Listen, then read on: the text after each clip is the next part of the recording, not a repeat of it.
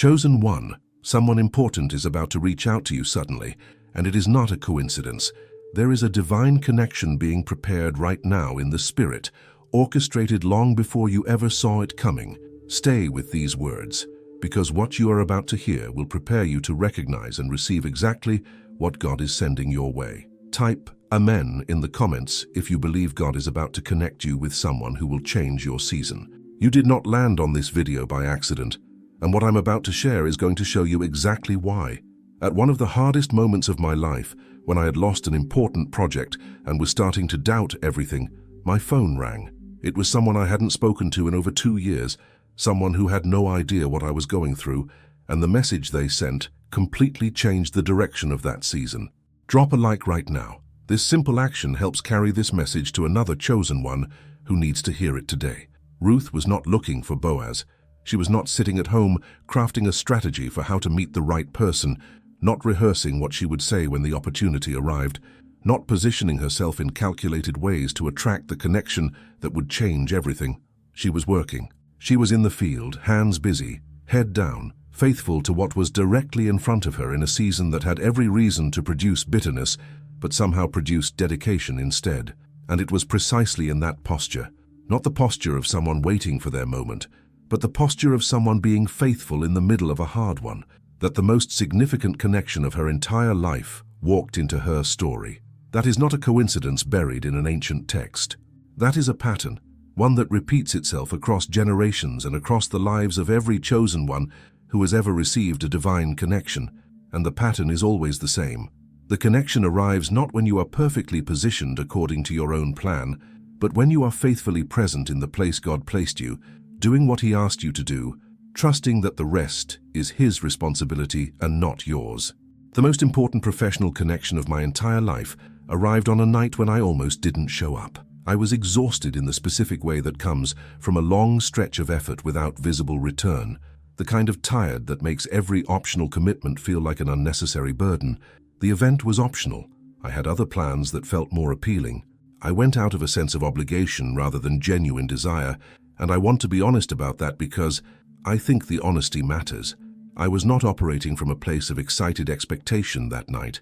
I was operating from discipline, and in that room, on that night, in a conversation that started as small talk and became something completely different, I met a person who opened a door that I could not have opened myself in years of trying. That connection did not arrive on the night I had planned for it, prayed for it, or felt spiritually ready for it. It arrived on a Tuesday when I was tired and would have preferred to be home. The chosen one who shows up consistently, even in the moments when showing up costs them something, is the one who stays positioned for the divine appointments that don't announce themselves in advance. Here is what most people miss about divine connections, and I think missing this one thing is responsible for more missed opportunities than almost anything else in a chosen one's journey. Divine connections almost never arrive in the form you imagined them, on the timeline you calculated, or through the channel you were monitoring most carefully. You were watching the front door, and the connection came through the side gate. You were expecting a formal introduction, and it came as a casual conversation. You were looking for someone who fit a specific description, and God sent someone who fit none of it, but carried exactly what you needed. The problem with having a fixed picture of how your connection is supposed to arrive is that it makes you functionally blind to every arrival that doesn't match the picture. And God, who is infinitely more creative than your imagination and infinitely less bound by your categories, almost always sends what you need in the packaging you least expected. The chosen one, who holds their expectations loosely, who stays alert to the possibility that the divine appointment could be disguised as anything, is the one who catches what everyone else walks past. So what does this mean practically today in the life you are actually living right now? It means that the posture you carry into ordinary moments matters more than you have been treating it. It means that the conversation you are tempted to dismiss as insignificant might be the hinge point of your next season. It means that the event you are considering skipping, the message you are thinking about leaving unread, the introduction that seems too casual to follow up on, any one of those could be the container that holds the connection God has been preparing for you. The chosen one does not get to know in advance which ordinary moment is actually an extraordinary one in disguise. What they get to choose is the quality of presence and attention they bring to all of them. trusting that the one who orchestrates divine connections is more than capable of making sure the right one lands when the time is right. Your job is not to engineer the connection. Your job is to be present, faithful, and awake enough to recognize it when it arrives. Type 777. If you believe God has already chosen the person He is about to send into your life, there is a profound difference between a letter that got lost in the mail and a letter that was intentionally held until the right moment to be delivered, and understanding that difference is one of the most liberating things a chosen one can internalize about the delays in their life. A lost letter is a mistake, something that went wrong in the system, something that needs to be recovered and corrected. A held letter is wisdom, a deliberate decision made by someone with a perspective on timing that the recipient doesn't yet have access to. Most people experience the delays in their divine connections as lost letters. They interpret the waiting as something going wrong, as a malfunction in the system, as evidence that the connection was missed or that God forgot to send it. But what looks like a lost letter from your side of the timeline almost always reveals itself in hindsight to have been a held one. Held not out of indifference, not out of oversight, not out of any failure in the system, but held with surgical precision until the moment when delivering it would produce what it was always meant to produce, in soil that was finally prepared to receive it and grow something lasting from it. There was a reconnection in my life that I had wanted for years, a relationship that had gone quiet in a way that left unresolved questions, and an open ache that I carried longer than I admitted to most people. I prayed about it. I thought about it. I occasionally reached out in ways that went nowhere, and each time they went nowhere, I added it to the mental list of things that simply weren't going to happen the way I had hoped. And then it happened. Not because I finally found the right approach or said the right thing. It happened in God's timing suddenly, without warning, in a way that I could not have engineered or predicted. And when it happened, something became immediately clear that had been invisible to me during all the years of waiting. I would not have been capable of handling that reconnection well if it had arrived when I first wanted it. The version of me that wanted it years earlier would have approached it with too much need, too little wisdom, and not nearly enough of the emotional maturity that made it possible for that reconnection to become something genuinely healthy and lasting. The delay was not cruelty. The delay was mercy. Specific, targeted, personalized mercy that was protecting both me and the other person from a version of the connection that would not have served either of us. Here is the truth about divine timing that cuts both ways and needs to be held in tension. God is never late, but He is also never early. He does not delay because He is slow, or because He forgot, or because something in the process broke down. He delays because He is building you, building the other person, building the circumstances, building the conditions under which the connection can not only arrive, but sustain itself and produce what it was designed to produce over the long term. A seed planted in unprepared soil does not thrive. It either fails to take root or grows in a way that is fragile and short-lived. The chosen one who receives a divine connection before they are prepared to steward it well will either mishandle it, lose it, or find that it produces far less than it was capable of producing in better conditions. God is not withholding the connection to frustrate you. He is preparing the ground, in you, in them, in the situation, so that when the connection arrives, it arrives in conditions where it can become everything it was designed to be rather than a diminished version of its potential. So what do you do with a delay that you cannot yet see the purpose of? What is the practical response of a chosen one who is waiting for a connection that feels overdue, whose patience has been stretched past what feels reasonable, who has prayed and trusted and let go and picked it back up and let go again more times than they can count? The answer is not to stop caring. The answer is not to pretend the desire isn't real or that the wait isn't hard. The answer is to shift your relationship with the delay itself, to stop treating it as an obstacle between you and what you want, and start treating it as part of the preparation for what is coming. Use the delay. Let it develop in you what the connection is going to require of you.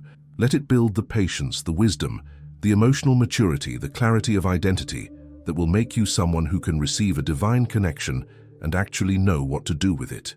Because the version of you that emerges from a well-used waiting season is not the same person who entered it, and the connection that is coming was designed for who you are becoming, not who you were when the waiting began.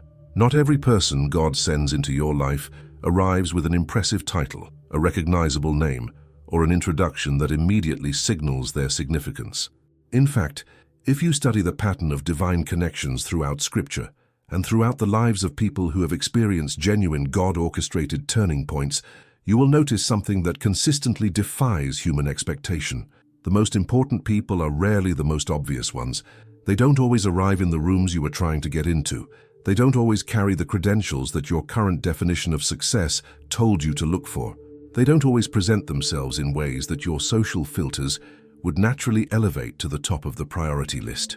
Sometimes the person God sends is someone you would walk past at a casual gathering without a second thought. Sometimes they are someone from your past who resurfaces at a moment when their reappearance makes no logical sense.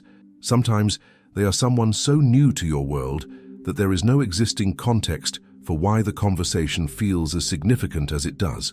And sometimes, and this is the one that catches the most people off guard, they are someone you already know, someone who has been in your life for a while, but whom you have never seen with the specific eyes that this particular season is giving you. The person who helped me most during one of the most critical and vulnerable periods of my entire professional life was not someone impressive by any conventional measure. They were not a celebrity in my industry. They were not someone with a large platform or a title that would have made other people take notice. They were someone ordinary, someone who showed up in an ordinary context, in an ordinary conversation, without any announcement of what they were carrying or what that conversation was about to do to the trajectory of my next several years.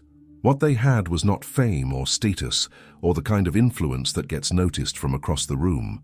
What they had was a specific piece of information, a specific connection, and a specific word spoken at a specific moment that landed with the precision of something that could only have been divinely arranged. I almost dismissed the conversation before it reached that point. I almost let my internal ranking system, the one that unconsciously sorts people by how useful they appear to be, move me away from that exchange before it delivered what it was sent to deliver. The chosen one who learns to stay present in every conversation, regardless of how significant the person seems by external measures, will catch divine deliveries that the status-conscious version of themselves would have walked away from empty-handed. God does not use only impressive people to move impressive things. This is one of the most repeated and least internalized truths in the entire biblical narrative. He used a shepherd boy to defeat a giant. He used a stutterer to confront a pharaoh. He used a widow with almost nothing to feed a prophet. He used fishermen to carry a message that changed the world. The pattern is not subtle. God consistently, deliberately, almost provocatively chooses to work through people who do not fit the world's criteria for who should be carrying something significant. And he does this not because he is unaware of the world's criteria, but because he is making a point that every chosen one needs to internalize deeply. The vessel is not the source. The person he sends is not the point. What they are carrying is the point. And what they are carrying can fit inside any kind of person, any background, any level of visibility, any season of life. The chosen one who has eyes trained to look past the packaging and into what a person is actually carrying will never miss a divine delivery because it arrived in unexpected wrapping. So here is the practical invitation that comes out of this understanding, and I want you to take it seriously as a shift in how you move through your days starting right now. Stop filtering your attention based on how impressive people appear to be. Stop giving your best presence only to the conversations that seem to have the most obvious potential. Stop letting your internal hierarchy of who matters determine how much of yourself you bring to an interaction, because the person God is about to send into your life may not look like the answer to your prayer when they first appear. They may look like a casual acquaintance, a random introduction, a message from someone you barely remember, a conversation that starts with small talk and seems like it's going nowhere interesting. The chosen one who brings full presence and genuine attention to every human interaction they have, who treats the person in front of them as someone who might be carrying something sent specifically for them, is the one who never misses the moment when a divine connection steps into their world and changes everything with something as simple as the right words at the right time. A single conversation has the power to redirect years of trajectory, and I do not say that as a motivational exaggeration designed to make you feel hopeful about your situation. I say it because it is one of the most consistently documented realities in the lives of people who have experienced genuine breakthrough. Think about the moments in your own life where something shifted significantly and trace that shift back to its origin point. In the vast majority of cases, you will find that the origin was not a grand event or a dramatic circumstance, but a conversation, a specific exchange with a specific person at a specific moment that introduced a thought, a connection, an opportunity, or a perspective that you did not have before, and that changed the direction of everything that followed. One conversation can introduce you to an idea that reorganizes your entire understanding of what is possible for your life. One connection can open a door that you have been standing outside of for years, not because you lacked the talent to walk through it, but because you lacked the relationship that granted access. One person, sent by God at the right moment, can compress years of slow grinding effort into weeks of accelerated movement by simply connecting you to what they carry and what they know and who they know. The chosen one who underestimates the power of a single divine connection has never experienced one at full strength. I have watched this happen in my own life and in the lives of people close to me with a consistency that has stopped surprising me and started feeling like something I can set my faith on. People who were stuck in the same situation financially, professionally, relationally. Stuck not because they lacked effort or intelligence or desire, but because they were missing one specific connection that would unlock the next level. And then, one person arrived, one conversation happened, and within months, everything had shifted in ways that years of their own striving had not been able to produce. I want to be careful here not to make it sound like divine connections are shortcuts that bypass the need for preparation and hard work, because that is not what I am describing. What I am describing is something different, the experience of a connection that acts as a catalyst, that takes everything you have already built and prepared and worked for and suddenly creates the conditions for it to produce at a level that your isolated effort alone could not have reached. The chosen one who has been faithful in preparation is not waiting for someone to do the work for them. They are waiting for the connection that will allow the work they have already done to finally bear the fruit it was always capable of producing. What is easy to miss about the impact of a divine connection is that it rarely operates only on the surface level of the obvious, practical thing it appears to provide. Yes, a divine connection might open a professional door. Yes, it might introduce a financial opportunity. Yes, it might provide access to a resource or a relationship or a piece of information that changes your circumstances in measurable, visible ways. But beneath all of that, something else is happening that is harder to quantify and more significant in the long run. The right person, arriving at the right moment, does something to your interior world that no amount of external success can replicate. They awaken something in you, a dormant gift, a suppressed dream, a level of confidence that your circumstances had beaten down to the point where you had stopped believing it was available to you. They reflect back to you a version of yourself that you had forgotten existed or had never been shown before. They carry a belief in what you are capable of that fills in the gaps left by seasons of doubt and disappointment. The chosen one who receives this kind of connection does not just gain access to new opportunities, they gain access to a new version of themselves that those opportunities were waiting for all along. So prepare yourself for the full scope of what is coming, not just the surface layer of it. Prepare yourself for a connection that does more than open a door, that fundamentally shifts how you see yourself, what you believe is possible, and what you are willing to pursue as a result of being seen and known by someone who carries a divine perspective on who you actually are. Prepare yourself for a conversation that starts ordinarily and ends with you knowing something about your own life that you didn't know when it began. Prepare yourself for a person who arrives without fanfare, but whose presence creates a before and after in your story that you will still be talking about years from now. The chosen one, standing on the edge of a divine connection, is standing on the edge of more than they can currently see, and the invitation of this moment is not to try to calculate the full extent of what is coming, but to open their hands wide enough to receive all of it when it arrives, without shrinking back from the size of what God is about to place in them. There is a particular kind of heartbreak that comes from receiving the right connection at the wrong level of readiness, and it is one of the least talked about experiences in the journey of a chosen one, because it requires an honesty about personal responsibility that is uncomfortable to sit with. It is not the heartbreak of missing the connection entirely that is painful, but it is clean. This is the heartbreak of receiving it, recognizing it, feeling the weight of its potential, and then watching it slip away or diminish because something inside you was not yet developed enough to hold it properly. Like a plant that receives water before its root system is deep enough to process it. The water is real, the intention is good, but the infrastructure to sustain what arrived simply wasn't there yet. This happens more than anyone admits, and it happens not to people who are lazy or careless or spiritually immature in obvious ways, but to people who are genuinely trying, genuinely believing, genuinely pursuing, but who have areas of unfinished interior work that surface precisely when the stakes are highest and the connection is most significant. The chosen one who takes preparation seriously, not as a performance of readiness, but as a genuine investment in becoming someone who can steward what God sends, is the one who receives the connection and keeps it, builds on it, and watches it produce everything it was designed to produce over time.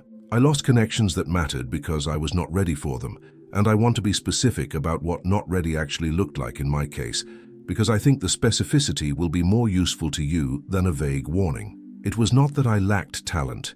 It was not that I lacked desire.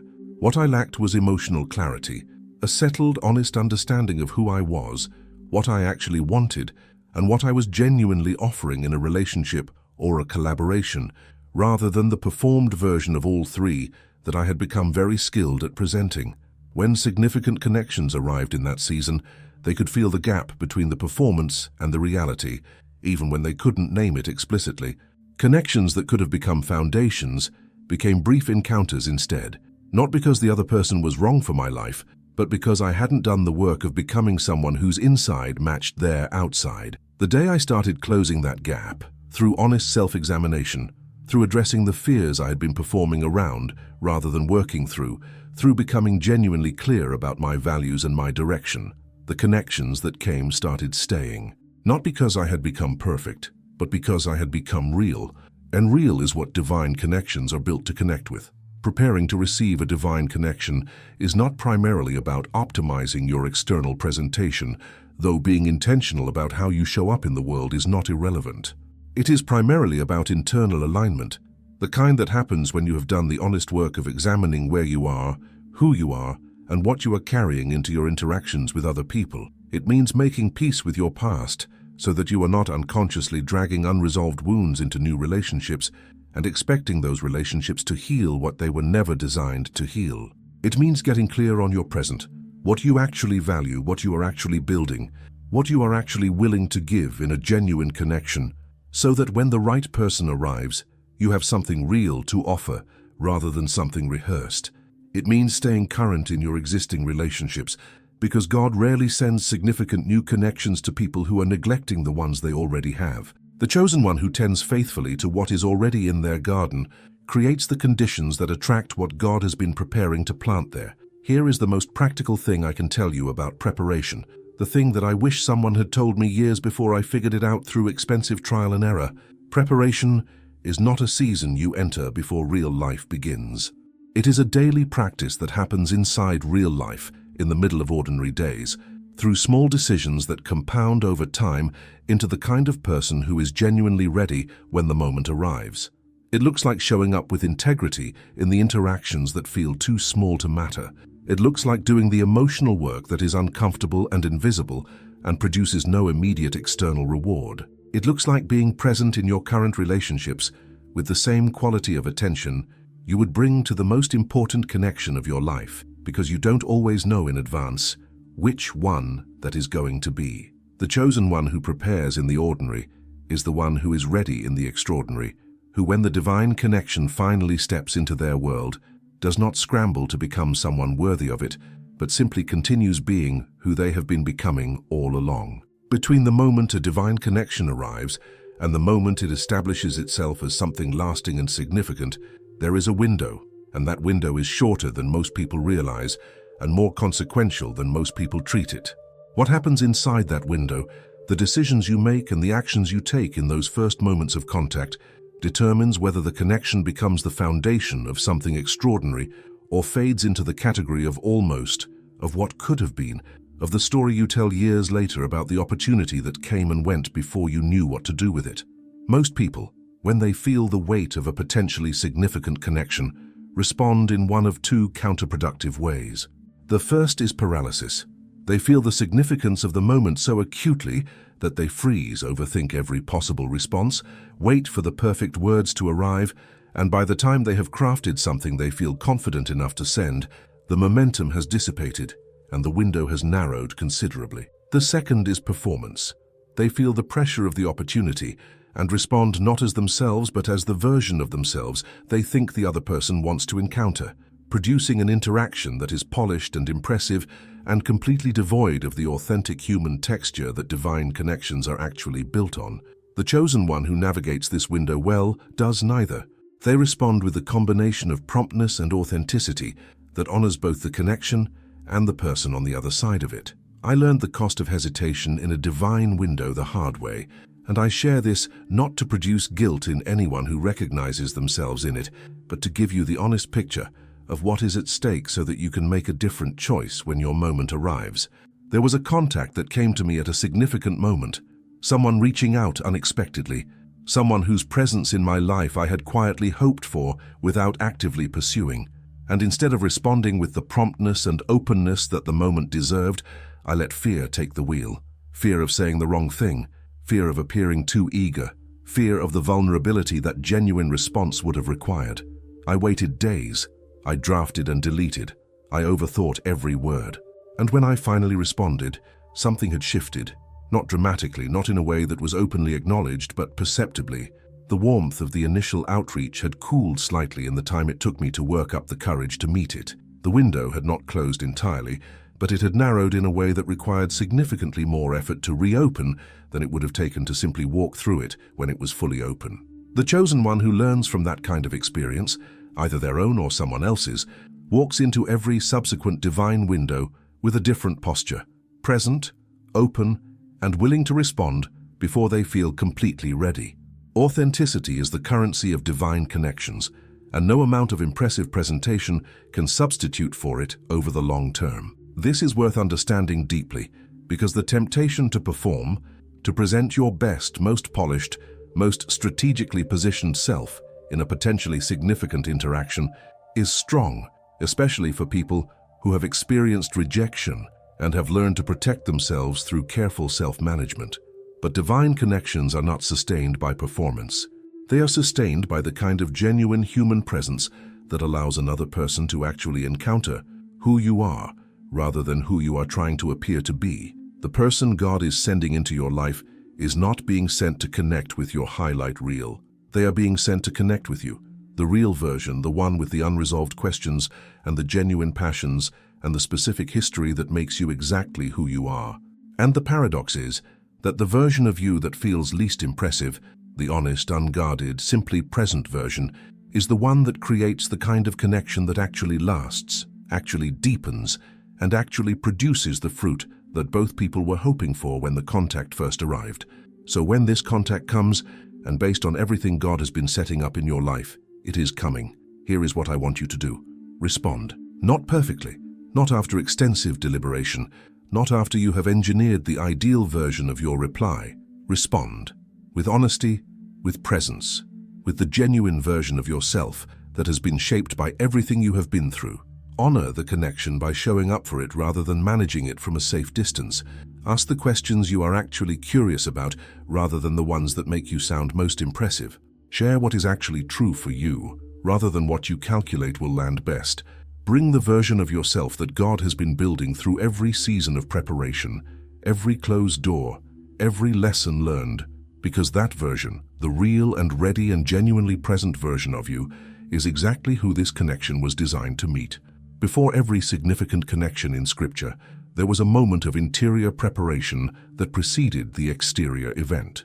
David was anointed in private before he was crowned in public. Joseph carried the dream in his heart through years of darkness before he stood in the room where it was fulfilled. Esther fasted and prayed in the hidden place before she walked into the presence of the king.